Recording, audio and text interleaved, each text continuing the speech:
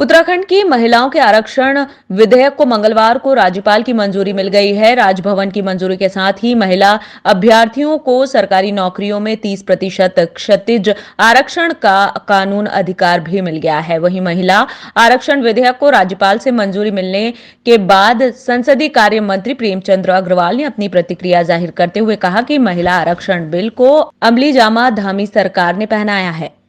विधानसभा से ये विधेयक पारित हो गया था और सरकार की बहुत स्पष्ट मंशा थी कि जिस प्रकार से हमारे यहाँ महिलाओं का उत्तराखंड आंदोलन की यदि मैं बात करूँ तो महिलाओं का बहुत बड़ा योगदान इस आंदोलन में रहा है।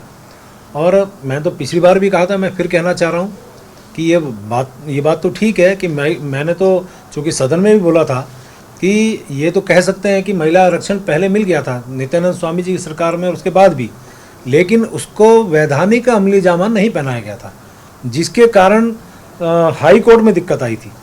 और भले ही हमारी मजबूत पैरवी के कारण, यानी हमारी धामी सरकार की मजबूत पैरवी के कारण सुप्रीम कोर्ट में हमें उसमें सफलता मिली और उसके बाद जिस प्रकार से विधानसभा से पारित हुआ और माननीय राज्यपाल जी के द्वारा इसको मंजूरी मिली है, मैं इसके लिए उनका आभार व्यक्त कर रहा हूँ। सचिव मुख्यमंत्री आर मीनाक्षी सुंदरम ने प्रेस वार्ता करते हुए जोशीमठ आपदा को लेकर मौजूदा स्थिति को स्पष्ट किया। उन्होंने कहा कि जोशीमठ में अभी तक 2 होटल जो भूधसाव के कारण लटक गए हैं, उनको डिसमेंटल करने का आदेश किया गया है, क्योंकि ये होटल आसपास के भवनों के लिए भी खतरा बने हुए हैं। इसके अलावा किसी भी भवन को अभी तक नहीं तोड़ा जा रहा है। भूधसाव से प्रभावित भवनों का सर्वे किया जा रहा है। असुरक्षित भवनों से लोगों को सुरक्षित स्थानों पर अस्थायी विस्थापन किया जा रहा है। प्रभावित परिवारों को तत्कालिक तौर पर 1.5 लाख की धनराशि अंतरिम सहायता के रूप में दी जा रही है। रिहैबिलिटेशन और रीसेटलमेंट पैकेज है, इसको लेकर के अलग अलग लोगों के अलग अलग विचार हैं। कुछ लोग चाहते हैं कि जोशीमठ से ज़्यादा दूर ना जाए, उनकी पेशी जो है यहाँ होगी, आसपास में होगी। तो आसपास में एक गांव का उन्होंने सजेशन भी दिया था कि जैसे न्यू टेहरी बनी थी ऐसे न्यू जोशीमठ बनाया जाए, बसाया जाए। ये कुछ लोगों की मांग है। कुछ लोगों का मांग है 1 टाइम सेटलमेंट हो जाए, हमें कैश धनराशि दी जाए, हम अपने मर्जी से कहा जाना है। संकटग्रस्त जोशीमठ नगर में बदलते मौसम ने प्रशासन सहित आपदा प्रभावितों के माथे पर चिंता की लकीरें पैदा कर दी है। बारिश और बर्फबारी की आशंका को देखते हुए नगर पालिका प्रशासन द्वारा आपदा प्रभावितों को ठंड और सर्दी से राहत पहुंचाने के लिए करीब 400 क्विंटल जलोनी लकड़ी अलाव की व्यवस्था कर दी है, जिसके लिए करीब 100 से अधिक मजदूर भी लगाए गए हैं। जोशीमठ में हो रहे भूधसाव के चलते राज्य सरकार ने अब वहां के व्यावसायिक भवनों को तोड़ने की कवायद शुरू कर दी है, जिसको लेकर कांग्रेस ने राज्य सरकार पर जमकर हमला भी बोलना शुरू कर दिया है।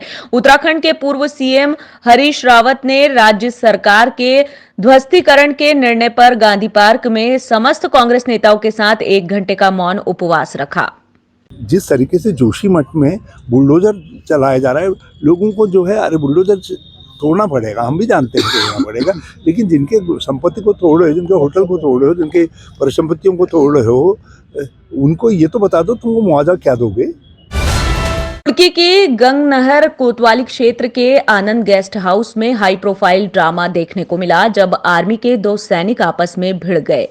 बीएसएफ के सेवानिवृत्त कैप्टन की पत्नी सेना के दूसरे जवान के साथ होटल के बंद कमरे में रंगरलियां मना रही थी। उसी दौरान किसी ने सूचना महिला के पति कैप्टन को मोबाइल फोन पर दे दी। कैप्टन अपने कुछ साथियों के साथ तुरंत ही होटल में पहुंचे, जहां उन्होंने सैनिक के साथ होटल के बंद कमरे में अपनी पत्नी को धर दबोचा। इस दौरान कैप्टन ने दोनों की जमकर वीडियो बनाई और इस दौरान तीनों लोगों में जमकर कहासुनी हुई, जिसके बाद दोनों पक्ष हंगामा करते हुए गंगनहर कोतवाली पहुंच गए। मेरा विवाह हुआ था सन 2009 में पिंकी चौधरी नामक युवती के साथ में, जो कि मूल रूप से वारसी कांदला जिला मुजफ्फरनगर की निवासी है और शादी जो है वो अलवर राजस्थान से हुई थी।